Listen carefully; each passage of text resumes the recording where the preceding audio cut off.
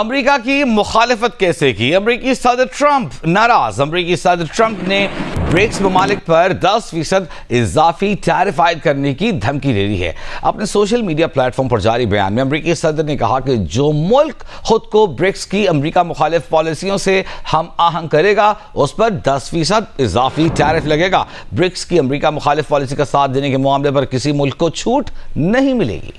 हम ब्रिक्स के हवाले से जो एलामिया सामने आया है उसकी तफसील भी आपके सामने रखेंगे, लेकिन अमेरिकी सदर ट्रंप का एक और बयान आपके सामने रखते हैं। उनके ख्याल में इस हफ्ते हमास से डील हो सकती है। मॉरिसटाउन न्यू जर्सी में गुफ्तगू करते हुए अमेरिकी सदर ट्रंप ने कहा कि इस हफ्ते या उससे अगले हफ्ते कुछ यरगमालियों को वापस लाने में कामयाबी मिल सकती है। On Gaza to Netanyahu? I think we're close to a deal on Gaza. We could have it this week. I think there's a good chance we have a deal with Hamas during the coming week, pertaining to quite a few of the hostages. You know, we've gotten a lot of the hostages out, but pertaining to the remaining hostages, quite a few of them will be coming out. We think we'll have that done this week. But we're working on a lot of things with Israel, and one of the things is probably a permanent deal with Iran. In other words, they have to give up all of the things that you know so well. The attack turned out, according to every single atomic energy commission, that was a complete and total obliteration. याद रहे कि आज इस्राएली वज़ीर-ए-आज़म Netanyahu white house पहुंच रहे हैं। America में मुलाकात करेंगे अमेरिकी सदर से और गुज़िश्ता रात तल अवीव में बड़े मुज़ाहिरे किए गए नेतन्याहू के खिलाफ और मुतालबा किया गया कि तमाम यरगमालियों को वापस लाया जाए। और अब ब्रिक्स ममालिक के एलामिया का जिक्र। ब्रिक्स ममालिक का अमेरिकी सदर ट्रंप का नाम लिए बगैर यकतरफा टैरिफ इक़दाम पर तहफ़्फ़ुज़ात का इज़हार। ईरान पर अमेरिकी और इसराइली हमलों की मज़म्मत। गज़ा में फौरी और गैर मशरूत जंग बंदी का भी मुतालबा। ब्राज़ील, रूस, भारत, चीन और जनूबी अफ्रीका समेत 10 मुल्कों पर मुश्तमिल ग्रुप ब्रिक्स के 2 रोज़ा इजलास के बाद मुश्तरका एलामी में कहा गया है कि टैरिफ में इजाफा आलमी तिजारती तंजीम के कवायद के मुनाफी है। इन इक़दामात से आलमी तिजारत में कमी, सप्लाई चेन मुतासर होने और गैर यकीनी सूरत हाल का खतरा है। ब्रिक्स ने इसराइल और अमरीका का नाम लिए बगैर ईरान पर हमलों की मज़म्मत भी की है। रूसी सदर व्लादिमीर पुतिन ने ब्रिक्स रहनुमाओं से वीडियो लिंक पर खिताब में कौमी करेंसी के इस्तेमाल पर जोर दिया। पुतिन का कहना था कि मुस्तकबिल उभरती हुई मंडियों का है जिन्हें अपनी कौमी करेंसियों को तिजारत के लिए ज़्यादा इस्तेमाल में लाना चाहिए। कुदरती वसाइल, लॉजिस्टिक्स, तिजारत और मालियात समेत मुख्तलिफ शोबों में ताउन को बढ़ाना चाहिए। कुछ दीगर खबरें शामिल करते हैं। बात करते हैं कराची में गिरने वाली इमारत की और दीगर मखदूश इमारतों का मुस्तकबिल क्या होगा। इस हवाले से एक अहम इजलास होने जा रहा है। वज़ीर आला सिंध मुराद अली शाह की ज़ेर सदारत। क्या 27 जाने का जिम्मेदार कौन है, इस बात का फैसला किया जाएगा। क्या जिम्मेदारों को सज़ा दी जाएगी, इस बारे में बात करेंगे। हमारे साथ मौजूद है नुमाइंदा जियो न्यूज़ कामरान रज़ी। कामरान, इस इजलास का एजेंडा क्या है? देखिए, इजलास का एजेंडा तो ये जो वाक़या पेश आया है लियारी में जो बिल्डिंग गिरने का, इस मामले पर वज़ीर आला ने इजलास बुलाया और इस इजलास में वज़ीर बल्दियात सईद गनी शरीक है, वज़ीर दाखिला ज़ियाल अंजार, mayor Karachi, commissioner building control authority के सरबरा और दीगर जो मुताल्लिका हुकाम है वो शरीक हैं। और ज़राए ने हमें ये बताया कि इजलास को ब्रीफिंग दी गई है जो वाक़या पेश आया है इसकी, और इल्लीगल इमारतों के स्टेटस के मुतालिक बताया गया है। ज़राए का ये कहना है कि बिल्डिंग कंट्रोल अथॉरिटी की जानिब से ये बताया गया है कि 588 से ज़ायद इमारतें ऐसी हैं जिन्हें ख़तरनाक करार दिया गया है और ये इनमें से जो बेशतर इमारतें हैं वो कराची के ज़िला जनूबी या जो ओल्ड सिटी एरिया है वहाँ पर वाक़या है। और वज़ीर आला को बताया गया कि इन्हें कई बार नोटिस दिया गया है कि इन इमारतों को खाली किया जाए और इन्हें मुनज़्ज़म किया जाए, ताहम जो उसके जो मालिक हैं या जो मकीन हैं वो ऐसा नहीं कर सके और इस हादसे की भी यही वजह बताई गई है। अच्छा। ज़राए का ये कहना है कि वज़ीर आला ने खासी नाराज़गी का इजहार किया है, बरहमी का इजहार किया है और ख़ास तौर पर बिल्डिंग कंट्रोल अथॉरिटी के जो अफसरान और मुलाज़मीन हैं उन पर बरहमी का इजहार किया गया है। वज़ीर बल्दियात ने उन्हें बताया कि जो मुताल्लिका ज़िला है, ज़िला जनूबी, उसके बिल्डिंग कंट्रोल के डायरेक्टर, डिप्टी डायरेक्टर और जो मुताल्लिका इंस्पेक्टर्स हैं लियारी के, उनको सस्पेंड कर दिया गया और तहकीकात की जा रही है कि अब तक ऐसी इमारतों के खिलाफ कार्रवाई क्यों नहीं की जाती। अच्छा, कामरान रज़ी, गुज़िश्ता रोज़ वज़ीर आला ने गुफ्तगू की थी, उनका ये कहना था कल हम जब मीटिंग में बैठेंगे तो एक रिपोर्ट मेरे सामने तैयार पड़ी होगी कि बगदादी में जो लियारी में इमारत गिरी है उसका जिम्मेदार कौन है। क्या वज़ीर आला के सामने रिपोर्ट रख दी गई है, उसमें तायन किया गया है कि जब 2022 में यह तय कर लिया गया था कि इस 3 मंजिला इमारत को गिरा दिया जाएगा तो उस वक्त लोगों ने घर खाली नहीं किया था, उसके बाद 2 मंजिलें कैसे और बन गई? देखिए वजी, ये इतना आसान नहीं है ये बात करना कि रिपोर्ट तैयार रखी जाएगी और जिम्मेदारों के खिलाफ कार्रवाई कर देंगे। ये कोई अनोखा वाकया नहीं है खतरनाक करार दी गई बिल्डिंग का या उसमें से कुछ हिस्सा गिरने का या पूरी इमारत गिरने का।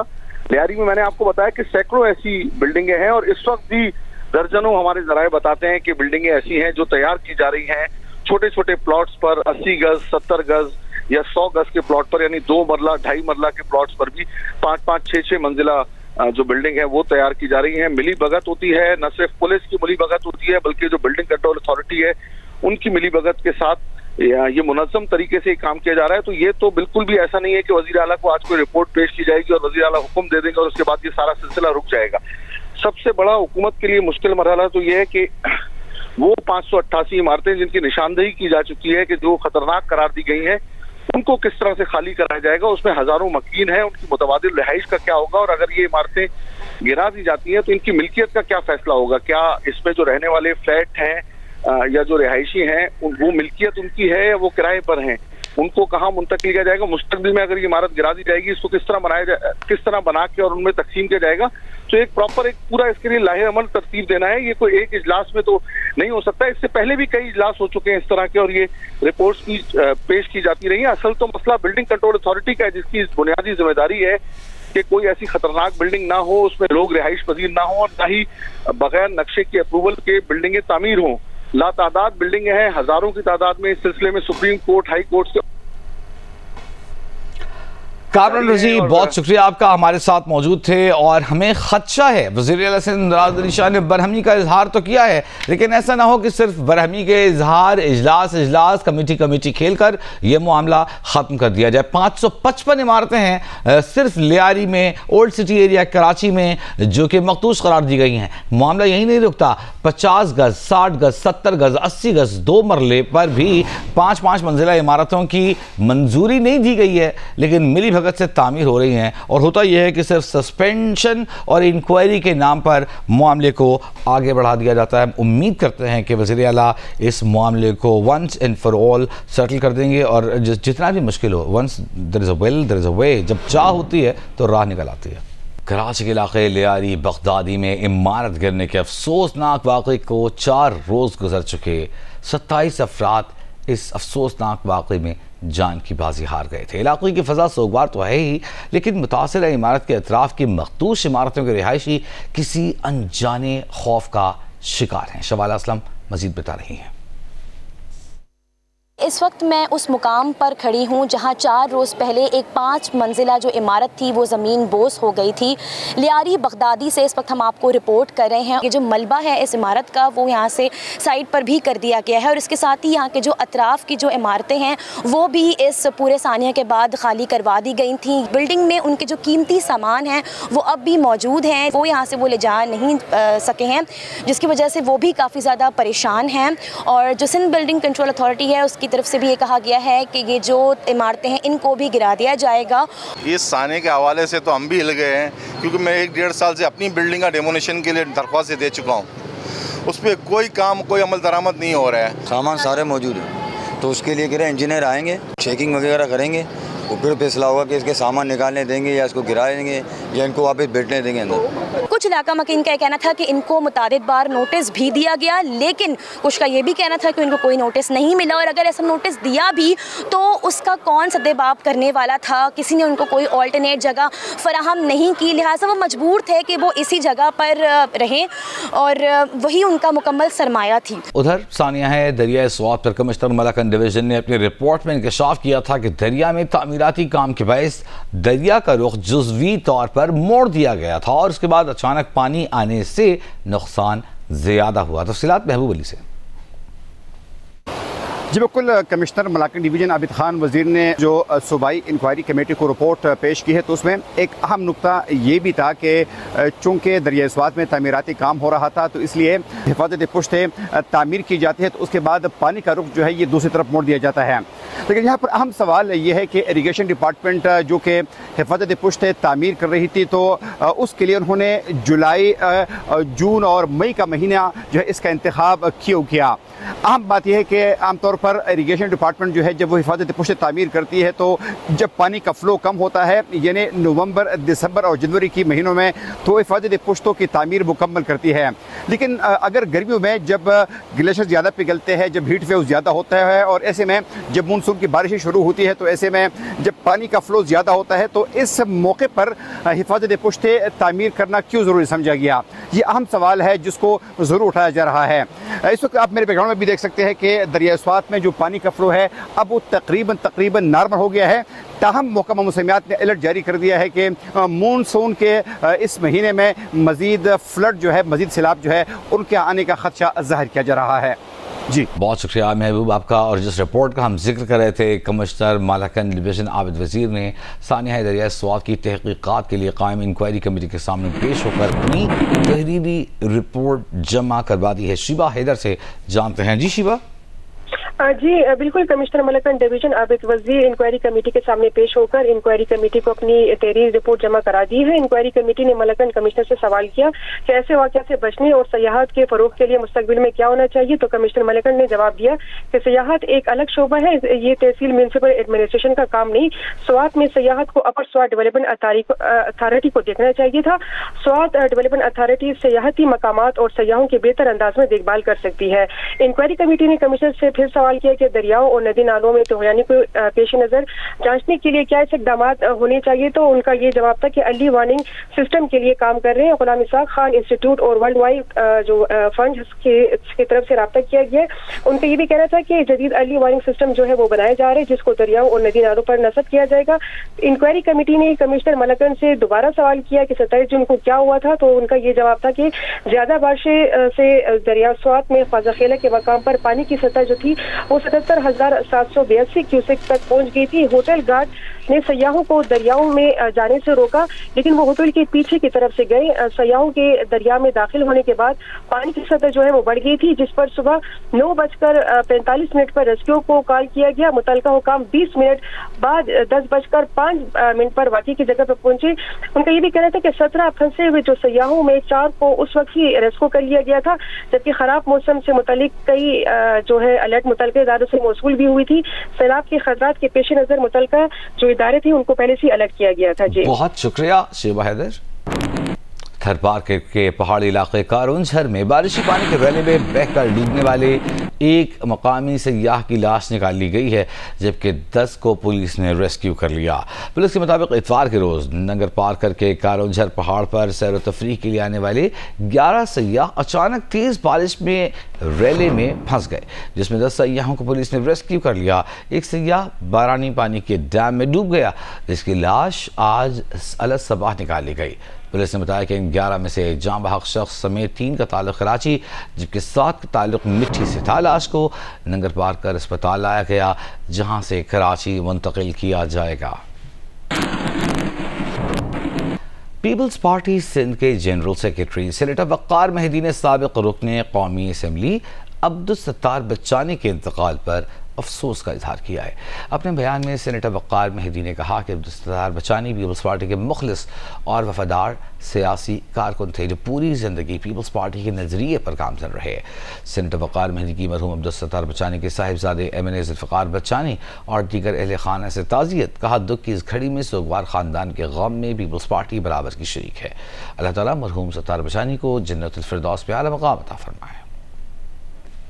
पेशावर और खैबर पख्तूनख्वा के दीगर अजला में मतला अब्र आलूद है। गुज़िश्ता 24 घंटों के दौरान पेशावर में 16 मिलीमीटर बारिश रिकॉर्ड की गई।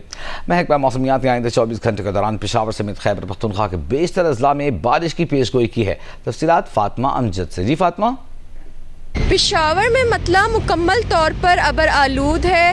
कल होने वाली बारिश से मौसम आज काफ़ी खुशगवार है, हवाएं चल रही हैं। महकमे मौसमियात के मुताबिक खैबर पख्तूनख्वा के बेशतर अजला में आइंदा 24 घंटों के दौरान बारिश का इम्कान है। गुज़िश्ता 24 घंटों में सबसे ज़्यादा बारिश ज़िले मोमन में 42 मिलीमीटर, बाजवर में 24 मिलीमीटर। बहुत शुक्रिया फातिमा आपका। और अब आपके लिए चलेंगे वज़ीर दाखिला मोहसिन नकवी गुफ्तगू कर रहे हैं। Acknowledge and appreciate the force's remarkable achievements in anti-smuggling operations, stopping illegal immigrants, apprehension of narcotics, and action against illegal trawling. Pakistan Coast Guard soldiers have suffered losses while performing their challenging duties. Today's drug destruction ceremony is a powerful declaration that we will not allow narcotics cartels to use Pakistan's land and its waters for its illegal activities, and continue to work for betterment of our people and humanity. On this great occasion, it is my profound privilege to induct these two state-of-the-art boats into Pakistan Coast Guard fleet. These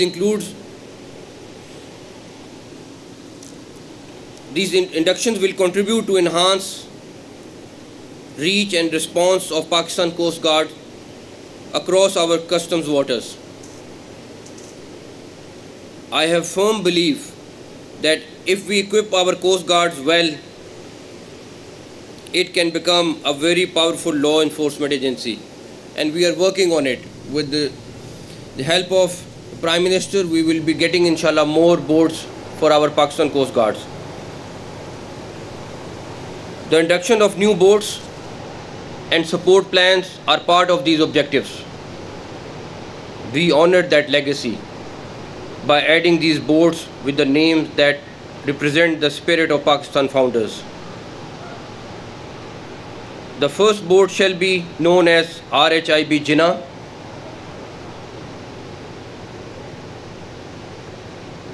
a tribute to the father of the nation.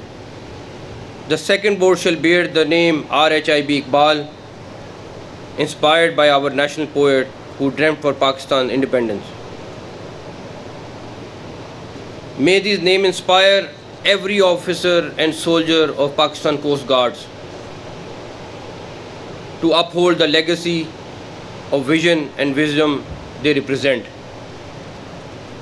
I am sure with greater power and speed, these boats shall empower Pakistan Coast Guards to effectively enforce laws at sea. In the end, I pray that may these boats sail with honor, serve with valor and resolve. Pakistan हमेशा जिंदाबाद. Thank you. वज़ीर दाखिला मोहसिन नकवी कराची में Pakistan coast guards की तकरीब से खिताब कर रहे थे। और अब मौसम के अहवाल में जिक्र कराची का। कराची वालों के लिए सुबह का आगाज़ दिलफरेब मौसम से हुआ। भीगी सड़कें और मिट्टी की सूंधी खुशबू, मानसून हर सू बिखरी हुई है।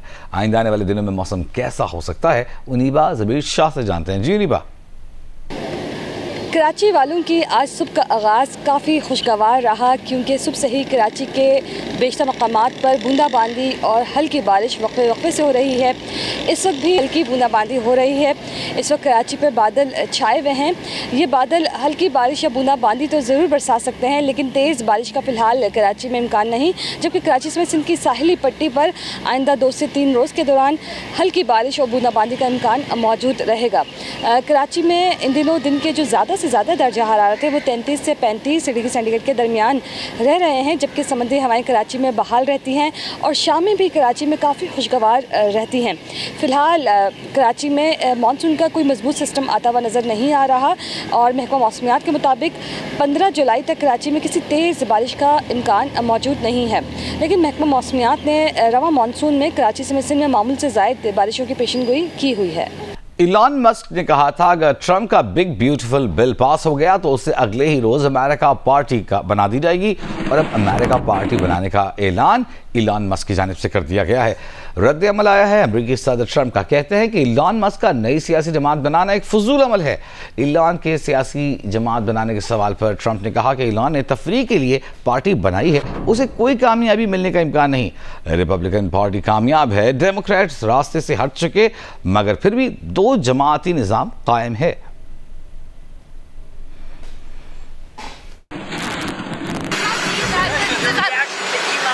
Starting a third party. I think it's ridiculous to start a third party. We have a tremendous success with the Republican Party. The Democrats have lost their way, but it's always been a two-party system. And I think starting a third party just adds to confusion. It really seems to have been developed for two parties. Third parties have never worked. So he can have fun with it, but I think it's ridiculous. What's golden key back? Golden key back from Elon. Go ahead. Australia से खबर शामिल करते हैं, जहां खातून पर शौहर के वालिदैन समेत 3 अफराद को जहरीले मशरूम्स खिलाकर कत्ल करने का जुर्म साबित हो गया है।